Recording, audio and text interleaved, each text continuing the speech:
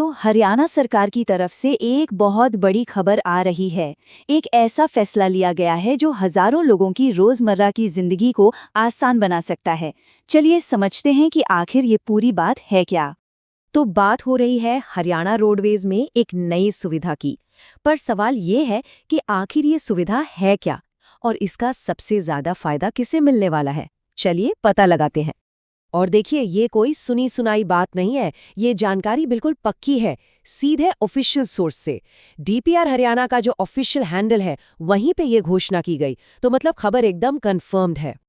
तो ये है वो बड़ी खबर। हरियाणा सरकार ने दिव्यांगजनों के लिए बस का सफर बिल्कुल मुफ्त कर दिया है। ये वाकई एक बहुत ही अच्छा कदम है ना? लेकिन अब सवाल ये उठता है कि इसका फायदा आखिर कौन कौन उठा सकता है। तो चलिए सबसे पहले यही समझते हैं कि इस नई सुविधा का लाभ उठाने के लिए कौन कौन एलिजिबल है। अब ये जानकारी काफी इम्पोर्टेंट है। ये सुविधा उन दिव्यांग व्यक्तियों के लिए है जिनकी दिव्यांगता मतलब डिसेबिलिटी 40% से लेकर 99% के बीच है। तो सरकार ने एक बहुत ही क्लियर कट दायरा बना दिया है इसके लिए। अच्छा, एलिजिबिलिटी तो समझ आ गई, पर इस सुविधा में मिलेगा क्या क्या? तो सबसे पहली और सबसे बड़ी बात, सफर पूरी तरह से मुफ्त होगा। और हाँ, ये सुविधा सिर्फ हरियाणा रोडवेज की जो साधारण बसें होती हैं, मतलब जो ऑर्डिनरी बसें हैं, उन्हीं में मिलेगी। तो अब तक हमने ये तो समझ लिया कि ये पॉलिसी क्या है और किसके लिए है, लेकिन इसका असल में असर कितना बड़ा होगा, मतलब कितने लोगों की जिंदगी पर इसका सीधा प्रभाव पड़ेगा। चलिए देखते हैं।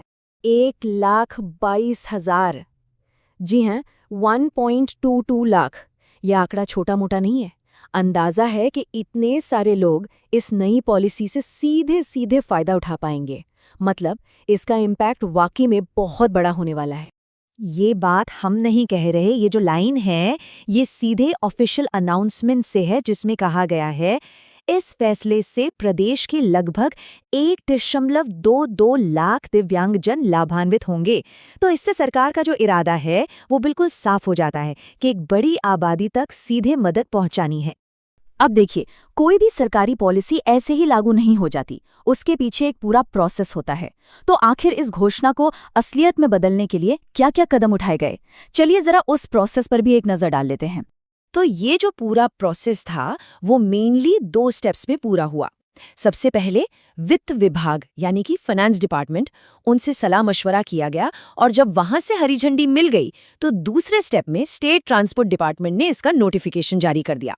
और बस इसी के साथ ये फैसला कानूनी तौर पर लागू हो गया। तो कुल मिलाकर हरियाणा सरकार का ये कदम वाकई में तारीफ के काबिल है, लेकिन ये हमें एक बड़े सवाल पर सोचने के लिए भी मजबूर करता है। सवाल ये कि हरियाणा में पब्लिक ट्रांसपोर्ट को सभी के लिए, सबके लिए और भी ज़्यादा आसान बनाने के लिए अगला कदम क्या होना चाहिए। ये एक ऐसा सवाल है जिसके साथ हम आज की ये बातचीत खत्म कर रहे हैं।